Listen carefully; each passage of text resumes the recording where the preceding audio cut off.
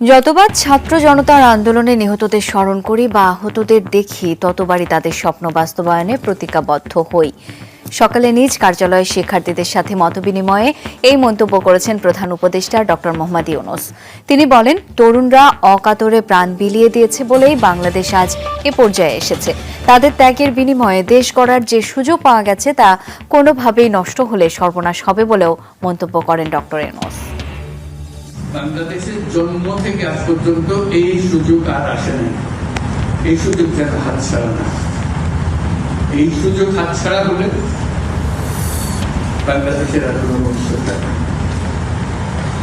এটা কোনো দেশ, এটা কোনো রাষ্ট্র থাকে না। এটা যেন শুধু রাষ্ট্র নয়, পৃথিবীর সম্মানিত রাষ্ট্র হিসেবে প্রতিষ্ঠিত হয়।